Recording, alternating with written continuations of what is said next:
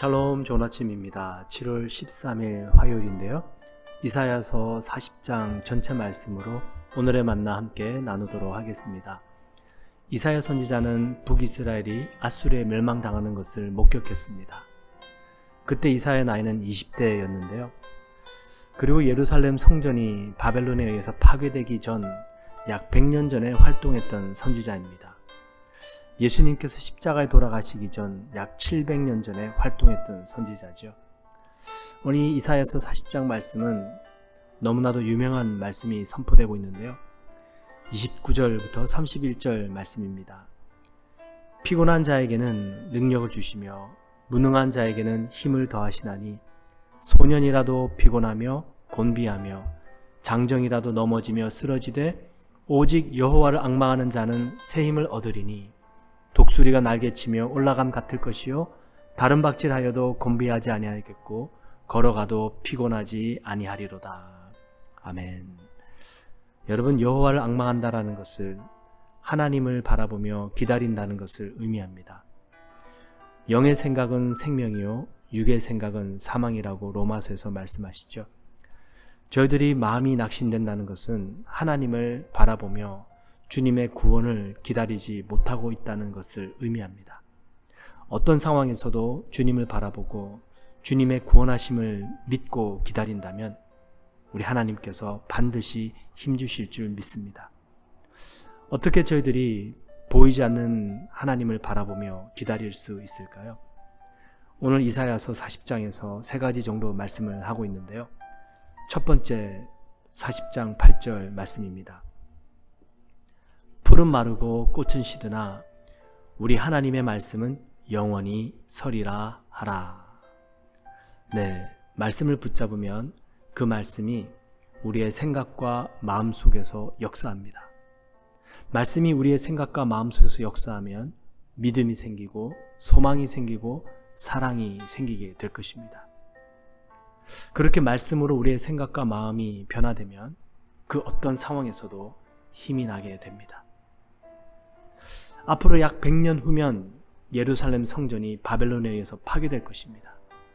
그런데 하나님께서는 이사야 선지자에게 이스라엘 백성들에게 이렇게 말씀을 전하라고 하십니다. 이사야 40장 1절 2절에 너희의 하나님이 이르시되 너희는 위로하라 내 백성을 위로하라 너희는 예루살렘의 마음에 닿도록 말하며 그것에게 외치라 그 노역의 때가 끝났고 그 죄악이 사함을 받았느니라. 아직 바벨론의 포로가 되지도 않았습니다. 그 노역의 때가 끝나지도 않았는데 그 노역의 때가 끝났고 이스라엘 백성들의 그 많은 우상 숭배와 불의한 죄들이 사함을 받았다고 선포하고 있습니다. 그리고 위로하라 라고 말씀하십니다. 여러분, 자녀들이 부모님께 잘못을 했을 때 부모님이 자녀를 용서해 주셨어요? 근데 만약에 자녀가 스스로가 자신을 용서하지 못하고 있다면 어떻게 해야 될까요? 얼마나 어리석은 자녀입니까? 나는 나를 용서하지 못해. 여러분, 하나님께서는 우리의 모든 죄를 용서해 주셨습니다. 우리가 지은 모든 죄들은요, 하나님께 범한 죄들입니다. 하나님께서 우리의 죄를 용서해 주시고 하나님께서 우리에게 사함을 선포해 주십니다. 예루살렘 성전이 BC 586년에 바벨론에 의해서 첫 번째 무너지고요. 그리고 AD 70년에 로마에 의해서 또 무너집니다. 이사야 선지자는 예루살렘 성전이 첫 번째 무너지기 전에 위로의 말씀을 전하고 있습니다. 그리고 우리 예수님께서는 두 번째 예루살렘 성전이 로마에서 무너지기 전에 새 언약을 주십니다. 이 잔은 내가 흘린 피다. 이 떡은 내가 너희를 위하여 찢기는 살이다. 예수님께서 십자가 사건 전에 성찬식을 하시면서 새 언약을 주십니다. 여러분, 하나님께서는 저희들에게 이 세상 고난과 환난과 역경 속에 살아가기 전에 항상 먼저 말씀해 주십니다. 그리고 그 말씀을 통해서 소망을 가지게 하시고 믿음을 가지게 하시고 하나님을 바라보게 하십니다.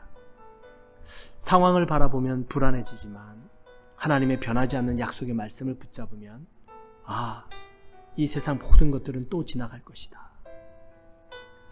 변하지 않는 하나님의 약속의 말씀을 붙잡고 그 말씀을 통해서 하나님을 바라보게 될 것이고, 그 약속의 말씀을 붙잡은 하나님의 백성들에게 하나님은 힘을 주시고 소망을 주실 것입니다.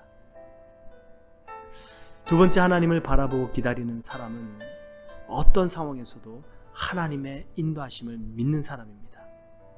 여러분, 우리 하나님은 이 천하 만물을 지으시고 창조하신 다음에 너희들끼리 알아서 살아라 라고 하시는 분이 아니십니다. 예수님께서는 우리를 구원해 주신 다음에 이제 내 할 일 다 했으니 너희들끼리 알아서 잘 살아라 하시는 분이 결코 아니십니다. 우리의 창조자 하나님은 창조하신 후에 계속해서 이 모든 만물을 돌보시고 계십니다. 우리를 구원하신 예수님께서도 끊임없이 우리와 함께 하시면서 우리를 인도하고 계십니다.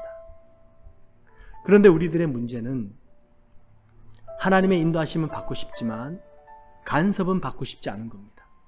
우리 사춘기 자녀들이 그렇죠. 혼자서 자기 마음대로 살고 싶어 합니다. 부모님의 간섭 받고 싶지 않아 합니다. 그런데 미래에 대한 불안은 여전히 있습니다. 사춘기 자녀들의 모습입니다. 영적인 사춘기를 지나가면 우리의 영혼의 상태가 이렇게 됩니다. 내 마음대로 하고 싶어요. 간섭 받고 싶지 않습니다. 그런데 불안과 공포와 근심과 걱정은 여전히 자리 잡고 있는 것이에요. 여러분, 하나님의 인도하심을 받는 사람은 하나님의 간섭하심을 받아들이는 사람입니다. 하나님의 간섭하심을 받아들이기 위해서는 우리의 마음이 겸손해야 되거든요. 그래서 빌립보서 2장 5절에 이 말씀을 하십니다. 너희 안에 이 마음을 품으라 곧 그리스도 예수의 마음이니. 하나님께서는 겸손한 자에게 은혜를 주시고 교만한 사람은 물리치신다고 말씀하십니다. 하나님께서도 교만한 사람은 어쩔 수 없다라는 것이죠. 우리가 어떤 상황 속에서도 우리 마음속에 예수 그리스도의 마음을 품는다면, 죽기까지 복종하신 예수 그리스도, 그분을 바라보고 그분의 마음을 우리의 마음속에 품는다면 우리 하나님께서는 반드시 우리의 삶 속에 간섭하실 것이고 저희를 푸른 초장 맑은 물가로 인도하실 것을 믿습니다. 세 번째, 하나님을 바라본다라는 것은요, 이사야서 40장 15절에 나와 있는데요. 보라, 그에게는 열방이 한 방울 물과 같고 저울의 작은 티끌 같으며 섬들은 떠오르는 먼지 같으리니 라고 말씀합니다. 여러분, 오늘 시간을 내셔서 이사야서 40장 말씀을 꼭 한번 읽어보시고요. 이사야서 40장 말씀을 읽으신 다음에는 유튜브에 가셔서 지구의 크기를 한번 찾아보세요. 이 우주의 크기에 비해서 지구가 얼마나 작은지 깜짝 놀라실 것입니다. 우주의 크기에 비하면 저희들이 살고 있는 이 지구는요, 정말로 티끌과 같습니다. 지구가 티끌과 같다면 우리의 인생은 티끌보다 못한 것이죠. 그렇다면 여러분, 우리의 삶 속에 우리가 당한 이 문제들 바라보는 것, 어떻게 바라봐야 될까요? 만약에 우리의 문제가 태산처럼 크게 느껴진다면 저희들은 지금 하나님을 바라보지 못하고 있는 것입니다.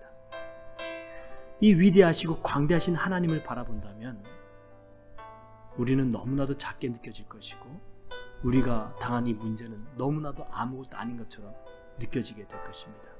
하나님이 커 보이겠죠. 여러분, 문제보다 크신 하나님이 보여지면 우리는 힘을 얻게 될 줄 믿습니다. 그런데요, 문제가 태산처럼 크게 보여진다면 우리는 낙심하게 될 것입니다. 그래서 오늘 이사야서 40장 15절에 하나님이 얼마나 위대하신지 말씀하고 있는 것입니다. 보라, 그에게는 열방이 한 방울 물과 같고 저울의 작은 티끌 같으며 섬들은 떠오르는 먼지 같으리니. 우주의 크기에 비해서 지구가 얼마나 작은지 깨닫게 된다면 우리 이 세상이, 우리 자신이 정말로 티끌보다도 더 작다라는 것을 확실하게 깨닫게 될 것입니다.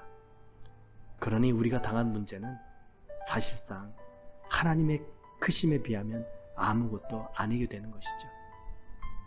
여러분, 우리 하나님은 최고 부자 동네인 비버리 힐즈에도 계시고요, 할렌가에도 계십니다. 하나님은 우리가 살고 있는 이 캐나다 땅에도 계시고 지구 반대편 미얀마와 아프리카에서 기아로 죽어가는 곳에도 계십니다. 우리가 우리 자신의 문제에 갇혀 있다면 하나님을 바라보지 못하게 될 것입니다. 하나님을 바라보고 좀 더 넓은 세상을 우리가 바라볼 수 있게 된다면 우리 자신만의 문제에 빠져서 허덕이는 것이 아니라 우리는 숲을 바라보게 되고 그 숲에 나 있는 길을 찾아가게 될 것입니다. 하나님을 앙망한다라는 것은 영원하신 하나님의 약속의 말씀을 붙잡고 하나님의 구원의 때를 기다리는 사람입니다. 하나님을 앙망한다라는 것은 우리의 마음을 겸손히 하고 하나님의 선하신 인도하심을 믿으며 하나님의 간섭하심을 받아들이는 사람입니다. 하나님을 앙망한다라는 것은 하나님의 광대하심과 위대하심을 바라보면서 문제보다 크신 하나님을 보고 우리에게 주신 은혜에 감사하면서 숲속에서 헤매는 것이 아니라 그 숲에서 빠져나와서 숲을 바라보고 길을 찾아가는 사람입니다. 오늘 하루 이사야서 40장 말씀을 읽고 묵상해 보시고요. 그 광대하신 하나님을 바라보시고 찬양하시고요. 하나님의 구원을 바라고 기다리시길 축원드립니다. 샬롬, 좋은 아침입니다. 7월 14일 수요일인데요. 이사야서 41장 1절부터 20절 말씀으로 오늘의 만나 함께 나누도록 하겠습니다. 오늘 본문 말씀을 읽어보시면 하나님께서 하나님의 백성들을 도우시겠다는 하나님의 마음과 하나님의 강력한 의지를 알 수 있게 되는데요. 10절 말씀에 이렇게 말씀하십니다. 두려워하지 말라, 내가 너와 함께함이라. 놀라지 말라, 나는 내 하나님이 됨이라. 내가 너를 굳세게 하리라. 참으로 너를 도와주리라. 참으로 나의 의로운 오른손으로 너를 붙들리라. 네, 하나님께서 우리를 굳세게 해 주시겠다고 말씀하십니다. 그리고 참으로라는 말씀을 2번씩이나 하시면서 하나님께서 반드시 저희를 도와주시겠다고 말씀하십니다. 여러분, 하나님께서 우리를 왜 도와주실까요? 오늘 이사야서 41장에 보시면 3가지 이유가 나오는데요. 첫 번째는 하나님께서 우리를 너무나도 사랑하시기 때문에 우리를 도와주시는 것입니다. 8절 9절 말씀인데요. 나의 종 너 이스라엘아, 내가 택한 야곱아, 나의 벗 아브라함의 자손아, 내가 땅 끝에서부터 너를 붙들며 땅 모퉁이에서부터 너를 부르고 내게 이르기를 너는 나의 종이라. 내가 너를 택하고 싫어하여 버리지 아니하였다 하였노라. 네, 하나님께서 땅 끝, 땅 모퉁이에 있는 저희들을 보시고 부르시고 택하여 주셨다 말씀하십니다. 여러분, 저희들도 싫은 것들은 버리게 됩니다. 하지만 우리가 좋아하는 것들은 선택하게 되죠. 여러분, 하나님께서 하나님의 백성을 선택하신 이유 바로 사랑하시기 때문입니다. 요한일서 4장 10절 16절 말씀 읽어드려 볼게요. 사랑은 여기 있으니 우리가 하나님을 사랑한 것이 아니요 오직 하나님이 우리를 사랑하사 우리 죄를 위하여 화목제로 그 아들을 보내셨음이니라. 하나님이 우리를 사랑하시는 사랑을 우리가 알고 믿었노니 하나님은 사랑이시라. 여러분, 사랑은 우리가 하나님을 사랑한 것이 아니고요, 하나님께서 우리를 먼저 사랑하신 것입니다. 그러니 우리가 하나님을 선택한 것이 아니라 하나님께서 우리를 먼저 선택해 주신 것이죠. 하나님께서 우리를 먼저 선택해 주시고 먼저 사랑해 주셨기 때문에 하나님께서 우리를 도와주시는 것입니다. 하나님은 우리를 너무나도 사랑하시기 때문에 결코 우리를 버리지 않으십니다.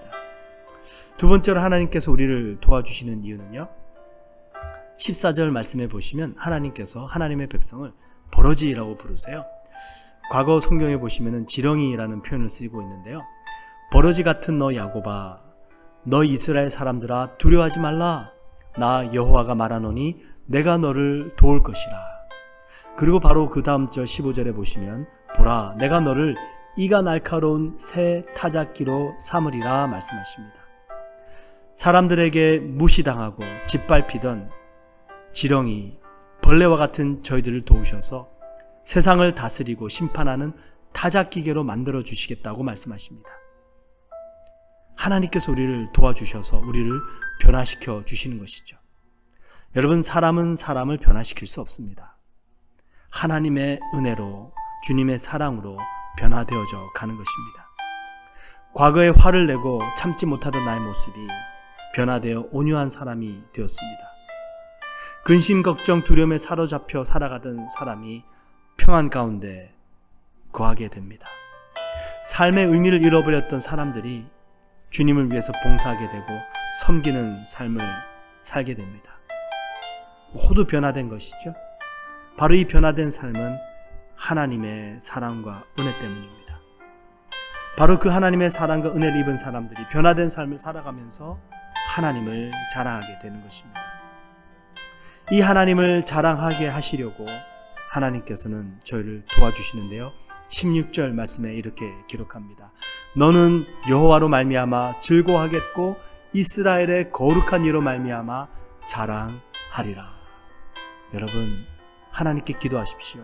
하나님, 내 소유가 이렇게 많아졌습니다가 아니고요. 하나님을 즐거워하게 되었습니다. 하나님을 자랑하게 되었습니다. 우리 주님께서 반드시 우리를 도와주실 줄 믿습니다. 마지막 20절 말씀해 보시면 하나님께서는 이렇게 우리가 하나님을 자랑하게 하심으로 우리를 통해서 많은 사람들이 하나님을 알게 될 것이다 말씀하십니다. 무리가 보고 여호와의 손이 지으신 바요 이스라엘의 거룩한 이가 이것을 창조하신 바인 줄 알며 함께 헤아리며 깨달으리라. 그렇습니다. 하나님께서는 우리뿐만이 아니라 우리를 통해서 또 다른 사람들이 하나님을 알게 되기를 원하시는 것입니다. 그래서 하나님은 끊임없이 우리를 도와주십니다. 하나님께서는 우리를 선택하시고 사랑하시기 때문에 도와주시고요. 하나님께서는 우리가 하나님을 자랑할 수 있도록 하기 위해서 도와주시고요. 하나님께서는 연약한 우리를 통해서 다른 사람들도 하나님을 만날 수 있도록 하기 위해서 도와주십니다. 여러분, 이 세 가지를 붙잡고 하나님의 도우심을 위해서 기도해 보시기 바랍니다. 하나님의 사랑을 더 깊이 알게 하여 주옵소서. 하나님만을 자랑하는 삶이 되게 하여 주옵소서. 부족하고 연약한 저희들의 삶을 도우셔서 세상 모든 사람들이 하나님을 알게 하여 주옵소서. 우리 주님께서 우리를 통하여 일하시고 도와주실 줄 믿습니다. 여러분, 하나님의 도우심에는요, 단기적인 도우심도 있고요, 장기적인 도우심도 있습니다. 그래서 어떤 일은 하루 만에 혹은 며칠 만에 해결되는 경우가 있는가 하면 또 어떤 일들은 수년이 걸려야 해결되는 일들도 있습니다. 이렇게 단기적이고 장기적인 하나님의 도우심도 있지만 하나님의 도우심은 결코 순간적인 것이 아닙니다. 하나님의 도우심은 영원한 것입니다. 8절 말씀에서 하나님께서 이스라엘 백성들을 이렇게 부르십니다. 나의 벗 아브라함의 자손아. 여러분, 아브라함 때부터 지금 이사야 선지자 때까지 세월이 얼마나 흐른지 아십니까? 약 1300년이라는 세월이 흘렀습니다. 1300년이라는 세월이 흘렀지만 하나님은 지금도 기억하고 계십니다. 이들이 아브라함의 자손이라는 사실을 말이죠. 그리고 4절에 보시면요, 이렇게 말씀하십니다. 이 일을 누가 행하였느냐? 누가 이루었느냐? 누가 처음부터 만대를 불러내었느냐? 나 여호와라, 처음에도 나요 나중 있을 자에게도 내가 곧 그니라 라고 말씀하십니다. 여기서 말씀하시는 만대, 처음부터 만대를 불러내었느냐? 만대는요 10,000 generations를 의미합니다. 아브라함부터 예수님 때까지가 약 43세대 정도입니다. 세월은 2000년 정도가 흘렀어요. 그럼 약 40세대가 2000년 세월이 흘렀다면 200세대가 되면 만년이 되겠죠. 만대가 되면 몇 년이 흐를까요? 10,000 generation은요 영원을 의미합니다. 그러니 하나님의 도우심은 일시적인 것이 아니라 순간적인 것이 아니라 영원한 것이다 라는 것을 말씀하고 있는 것이에요. 이 세상 만물이 지어지고 저희를 도우시고 구원하시는 하나님의 도우심은 영원한 것입니다. 그렇다면 현재 당하는 고난들, 어려움들, 이것은 순간적인 것들에 불과하다라는 것입니다. 지나가는 과정이라는 것이에요. 유럽의 흑사병 아주 심하게는 6년, 또 완전히 사라지게 되기까지는 약 350년이 걸렸다고 합니다. 스페인 독감이 2년 만에 사라졌는데요. 그 이유는 아직도 알 수 없다고 합니다. 영원이라는 시간, 여러분, 이 영원이라는 시간의 개념을 우리 인간이 이해할 수 있을까요? 100년, 1000년, 만년, 꽤 긴 시간들입니다. 그런데요, 아무리 긴 시간이라도 1000년, 만년일지라도요, 이 시간과 영원이라는 시간을 한번 비교해 보십시오. 만년이라는 시간도 영원이라는 시간 앞에서는 아무것도 아닌 것입니다. 아주 짧은 한 점에 불과할 수 있다는 것이죠. 그러니 우리 인생 길어야 100년입니다. 우리가 당하는 여러 가지 고난들 길면 얼마나 길겠습니까? 영원이라는 시간대 속에 이 모든 시간들은 너무나도 작은 순간에 불과합니다. 하나님의 도우심은 영원한 것입니다. 그 영원하신 하나님의 도우심을 믿는다면 우리의 고난은 너무나도 순간적인 것이 된다는 것이죠. 이 영원하신 하나님의 도우심을 믿는다면 우리는 인내할 수 있고요. 하나님을 바라보며 기도하는 가운데 승리하게 될 줄 믿습니다. 하나님, 오늘도 저희들에게 당신의 사랑의 그 깊이를 알게 하여 주옵소서. 당신만을 자랑할 수 있도록 도와주옵소서. 벌레 같은 저희들의 삶을 통하여 하나님만을 나타내게 하여 주시고 우리를 통하여 다른 사람들이 주님을 알게 하여 주옵소서. 영원하신 당신의 도우심으로 잠깐 동안 겪는 이 고난과 환난들 속에 인내하게 하시고 승리하게 하여 주옵소서. 주님의 도우심을 바라며 오늘 하루 승리하시길 축원을 드립니다.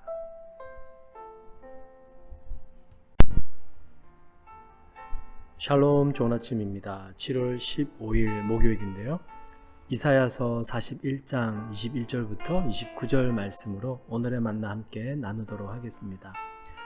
네, 오늘 본문 말씀에서는 하나님께서 참된 신이 누구냐라고 하시면서요, 우상들아, 너희들은 하나님을 고소해보고 너희들이 참된 신이라는 확실한 증거를 보여봐라 라고 말씀하시는데요. 21절 말씀입니다. 나 여호와가 말하노니 너희 우상들은 소송하라. 야곱의 왕이 말하노니 너희는 확실한 증거를 보이라 라고 말씀하십니다. 어떻게 확실한 증거를 보일 수 있을까요? 22절부터 이렇게 말씀하시는데요. 장차 당할 일을 우리에게 진술하라. 또 이전 일이 어떠한 것도 알게 하라. 우리가 마음에 두고 그 결말을 알아보리라. 혹 앞으로 올 일을 듣게 하며 뒤에 올 일을 알게 하라. 그리하면 너희가 신들인 줄 우리가 알리라. 또 복을 내리든지 재난을 내리든지 하라. 우리가 함께 보고 놀라리라. 사람들이 여호와 하나님은 믿지 않으면서도 복은 받기 원합니다. 세상 사람들은 본인들이 원하는 복을 받기 위해서 우상을 섬기고 조상을 섬기고 점도 치고 부족도 지니고 다닙니다. 여러분, 우리 그리스도인들 중에서도 점을 보러 다니는 사람들이 있다고 하는데요. 얼마나 안타까운 현실인지 모르겠습니다. 여러분, 앞날을 맞추고 앞으로 일어날 사고를 막을 수 있을 정도로 아주 훌륭한 점장이라면 그들은 왜 그렇게 살아가고 있을까요? 만약 어떤 점치는 자가 앞으로 일어날 일을 단 하루만이라도 정확하게 내다볼 수 있다면 그 사람은 세상을 정복하고 다스릴 수 있을 것입니다. 예를 들어서 다음날 일어날 복권도 맞출 것이고 사고도 예측해서 피해도 막아줄 것이고, 그런 사람을 사람들이 가만히 둘까요? 아마 대통령으로 세상의 지도자로 삼으려고 할 것입니다. 그러니 우리가 바로 다음 날만 정확하게 맞출 수 있어도요, 세상을 다스릴 수 있게 될 것입니다. 점을 보고 우상을 섬기면서 행운을 바라는 것, 이것은 얼마나 어리석은 일인지 모르겠습니다. 이 세상은 결코 점쟁이에 의해서 돌아가는 것이 아닙니다. 우리 그리스도인들이 바라는 것은 행운이 아니라 축복입니다. 미래의 일을 알려고 하는 것이 아니라 하나님의 말씀에 순종하는 삶을 사는 것입니다. 여러분, 미래가 궁금하십니까? 하나님의 말씀을 가까이 하십시오. 앞으로 일어날 미래를 준비하기 원하십니까? 하나님의 말씀에 매일같이 순종해 보십시오. 여러분들의 앞날이 여호와 이레 하나님께서 예비해 주실 것입니다. 오늘 본문 25절에 하나님께서 이사야에게 앞으로 일어날 일들에 대해서 이렇게 말씀해 주십니다. 내가 한 사람을 일으켜 북방에서 오게 하며 내 이름을 부르는 자를 해돋는 곳에서 오게 하였나니 그가 이르러 고관들을 석회같이 토기장이가 진흙을 밟음같이 하리니 누가 처음부터 이 일을 알게 하여 우리가 알았느냐. 하나님께서 북방에서 일으킬 한 사람이 누구냐 하면 바사 왕국의 고레스 왕입니다. 이 바사 왕국의 고레스 왕이 바벨론을 토기장이가 진흙을 밟음같이 무너뜨릴 것이다 라고 말씀하십니다. 그리고 이스라엘 하나님의 백성들은 다시 고향으로 돌아오게 할 것이다 말씀하시죠. 이사야 선지자가 활동했던 시대는 아수르가 쇠퇴해져 가고 바벨론이 새로운 강대국으로 부상하고 있을 때였습니다. 아직 바벨론이 예루살렘 성전을 공격하지도 않았고 이스라엘 백성들을 포로로 잡아가지도 않았습니다. 그런데 하나님께서는 그 바벨론도 결국에는 무너지게 될 것이다 라고 말씀하십니다. 이 시대에 어떤 우상이 바벨론의 멸망을 예언하고 어떤 우상이 새로운 바사 왕국을 예언할 수 있었습니까? 아무도 없었습니다. 오직 여호와 하나님 뿐이었습니다. 우리 하나님은 역사의 주관자가 되시고 모든 것을 다스리시는 분이십니다. 그분만이 모든 것을 아시는 것이죠. 그래서 그 하나님께서 하나님의 뜻을 전하기 위해서 선지자를 보내셨다고 말씀하십니다. 오늘 본문 27절 말씀이 가장 중요한 말씀인데요. 이렇게 말씀합니다. 내가 비로소 시온에게 너희는 이제 그들을 보라 하였노라. 내가 기쁜 소식을 전할 자를 예루살렘에 주리라. 그들은 바로 하나님의 말씀을 전하는 선지자들입니다. 이사야를 통해서 하나님께서 말씀하시고 그리고 이사야 이후에도 계속해서 많은 선지자를 통해서 말씀하십니다. 예레미야 선지자를 통해서 말씀하시죠. 나 여호와가 말하노라. 너희를 향한 나의 생각은 내가 하나니 재앙이 아니라 곧 평안이요 너희 장래에 소망을 주려는 것이라. 70년 후에 다시 고향으로 돌아오게 될 것이니 너희들은 바벨론에서 정착하고 살아가고 있어라. 하박국 선지자에게 하나님 말씀하십니다. 하박국 3장 17절 비록 무화과 나무가 무성치 못하며 포도나무에 열매가 없으며 감람나무에 소출이 없으며 밭에 식물이 없으며 우리의 양이 없으며 외양간에 소가 없을지라도 나는 여호와로 인하여 즐거워하며 나의 구원의 하나님을 인하여 기뻐하리로다. 에스겔 37장에서 하나님께서 에스겔에게 환상을 보여주십니다. 마른 뼈들의 환상을 보여주시면서 그 마른 뼈들이 능히 살겠느냐 물어보십니다. 그리고 하나님께서 그 마른 뼈들을 큰 군대가 되게 하시죠. 구약 시대의 마지막 선지자인 말라기 3장 1절에 보시면 하나님께서 세례 요한을 예언해 주십니다. 만군의 여호와가 이르노라. 보라, 내가 내 사자를 보내리니 그가 내 앞에서 길을 예비할 것이요. 주님의 앞길을 예비한 사람 세례 요한입니다. 하나님께서는 끊임없이 하나님의 선지자들을 통해서 말씀하십니다.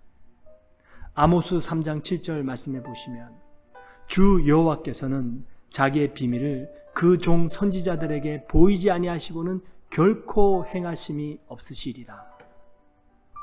소돔과 고모라 땅이 멸망하기 전에 하나님께서는 아브라함에게 미리 말씀하셨습니다. 홍수가 나기 전에 하나님께서는 노아에게 미리 말씀하셨습니다. 예수님께서는 앞으로 일어날 일들에 대해서 제자들에게 미리 말씀해 주셨고 그리고 그 제자들은 기록하여서 오늘날 저희들에게 성경으로 전해오고 있습니다. 하나님은 결코 우리가 알지 못하게 비밀스럽게 일하시는 분이 결코 아니십니다. 우리에게 말씀하시고 우리로 하여금 알게 하시고 그리고 하나님이 이루어 가심으로 하나님을 믿게 하십니다. 여러분, 우상을 섬기고 요행을 바라고 점을 치면서 미래를 준비하는 것은 우리 그리스도인들의 삶의 모습이 결코 아닙니다. 우리 그리스도인들은 하나님의 말씀을 통해서 앞날을 준비하는 사람들입니다. 예수님께서 말씀하십니다. 너의 마음을 다하고 목숨을 다하고 뜻을 다하여 주 너의 하나님을 사랑하라 하셨으니 이것이 크고 첫째 되는 계명이요 둘째는 그와 같으니 내 이웃을 내 몸과 같이 사랑하라 하셨으니 이 두 계명이 온 율법과 선지자의 강령이니라. 여러분, 이 두 말씀만 붙잡고 살아가셔도 하나님의 복을 받게 될 줄 믿습니다. 우리의 앞날이 예비될 줄 믿습니다. 하늘로부터 임하는 복, 하나님께서 우리의 삶 속에 여호와 이레가 되어주셔서 우리의 삶을 예배해 주시는 복, 바로 말씀을 통해서 하나님께서 우리에게 알려주신 말씀을 통해서 이루어지는 것입니다. 오늘 하루 동안에도 여러분 하나님을 진심을 다하여 사랑하시길 축원드립니다. 또 우리에게 붙여주신 우리의 이웃들을 정말로 주님의 마음을 가지고 사랑해 보시길 축원드립니다. 하나님께서 우리에게 복을 주시고 우리 앞날을 예배해 주실 줄 믿습니다.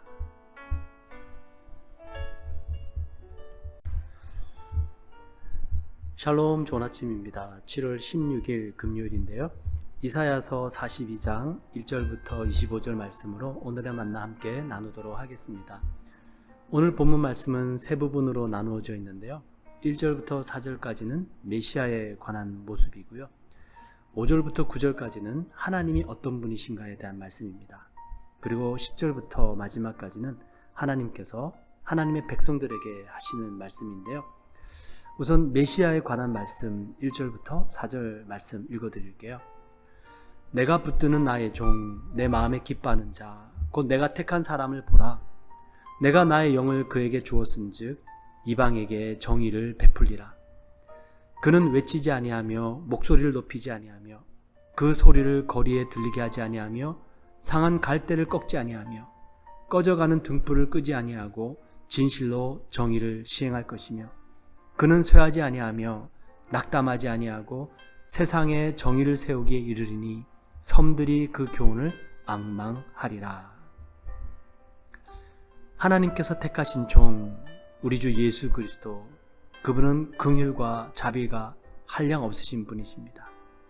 그래서 상한 갈대를 꺾지 않으시고요, 오직 정의만을 행하시게 되시는데요, 결코 낙담하지 않으신다고 말씀합니다. 여러분, 저희들이 낙심하게 되면 다른 사람들을 돌아볼 여력이 없어집니다. 누군가에게 긍휼을 베풀고 도와줄 힘이 없는 상태가 되는 것이죠.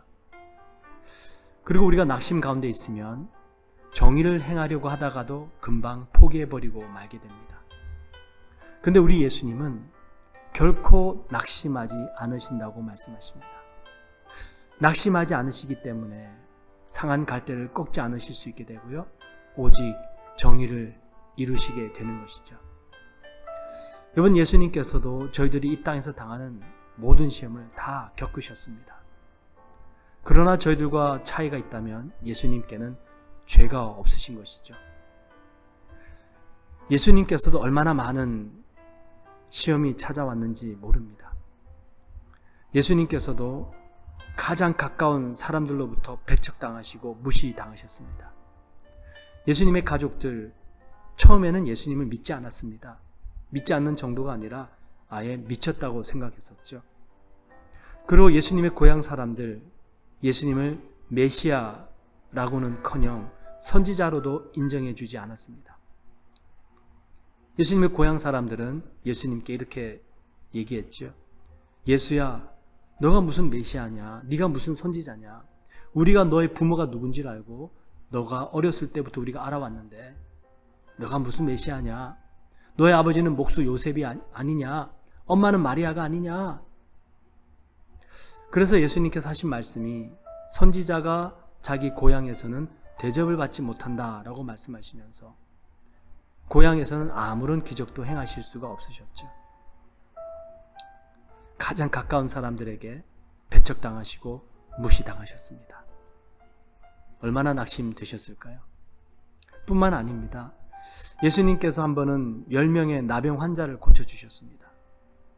그렇게 고침을 받은 10명의 환자들은 자기 갈 길을 가고요.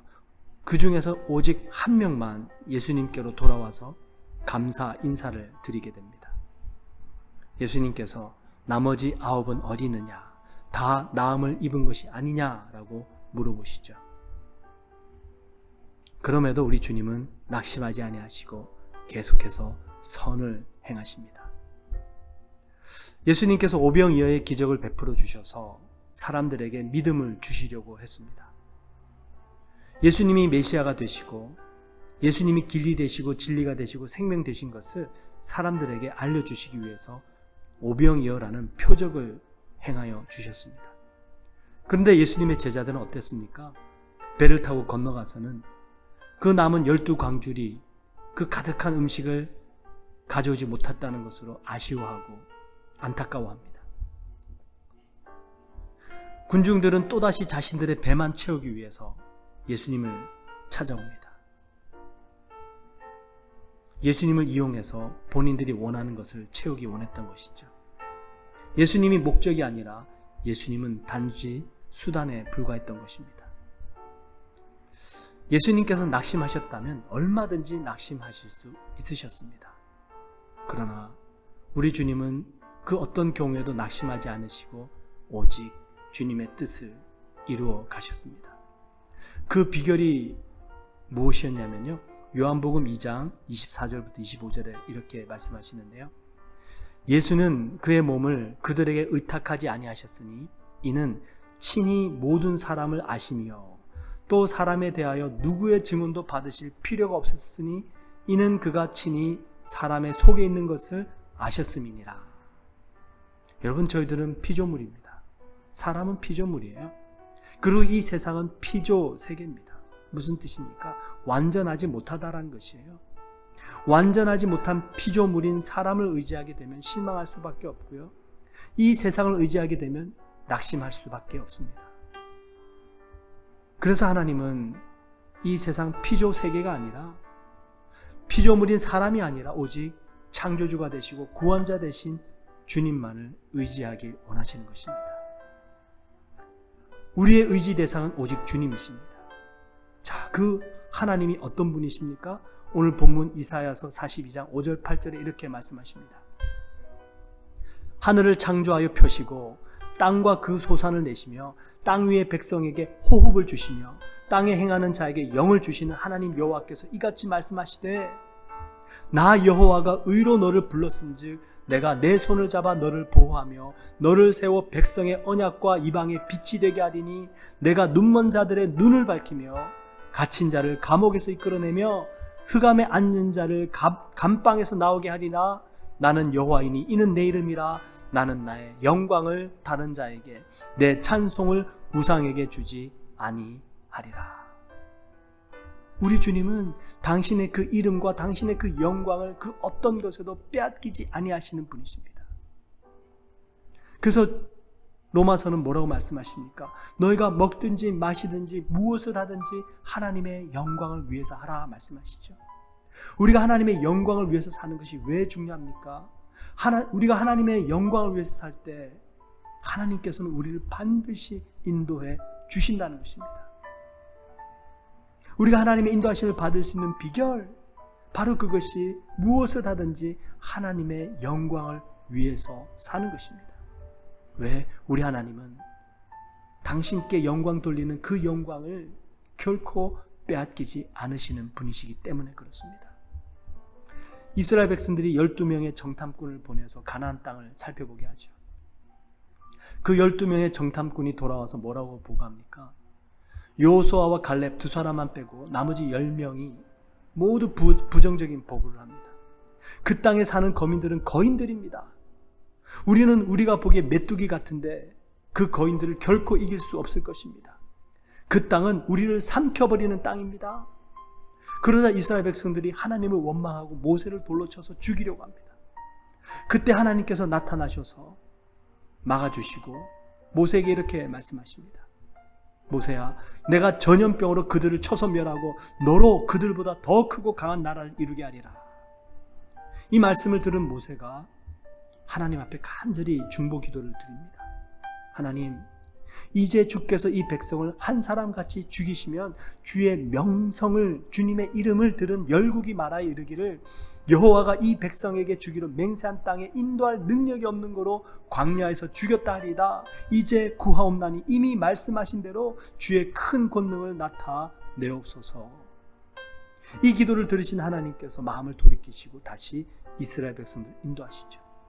하나님의 이름 때문에, 주님의 영광을 위해서. 다윗의 기도도 한번 들어보세요. 시편 23편. 여호와는 나의 목자시니 내게 부족함이 없도다. 그가 나를 푸른 초장에 누이시며 쉴 만한 물가로 인도하시는도다. 내 영혼을 소생시키시고 자기 이름을 위하여 의의 길로 인도하시는도다. 여러분, 저희들이 맹세할 때 저희들보다 더 큰 것을 가리켜 맹세합니다. 내가 우리 부모님을 걸고 맹세한다. 내가 내 전 재산을 걸고 맹세한다. 우리 하나님은 하나님보다 더 큰 것이 없는 분이십니다. 그러니 하나님이 맹세하실 때는요, 하나님 자신을 가리켜 맹세하십니다. 그것이 바로 하나님의 이름입니다. 아브라함이 이삭을 하나님께 드리죠. 그때 하나님께서 아브라함에게 이렇게 말씀하십니다. 아브라함아, 아브라함아, 이제야 네가 나를 경외하는 줄 알겠노라.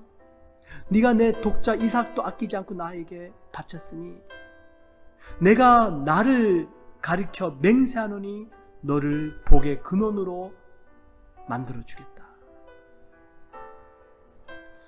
여러분, 저희들이 하나님의 영광을 위해서 산다는 것은 하나님의 이름뿐만이 아니라 우리의 삶이 하나님께 인도함을 받기 위한 너무나도 확실한 길입니다. 그런데 우리가 그렇게 살지 못할 때가 있죠. 그때 하나님께서는 우리를 버리지 아니하시고 어떻게 해서든지 돌이키게 하신다고 말씀하십니다. 16절 말씀인데요. 내가 맹인들을 그들이 알지 못하는 길로 이끌며 그들이 알지 못하는 지름길로 인도하며 암흑이 그 앞에 광명이 되게 하며 구분대를 곧게 할 것이라.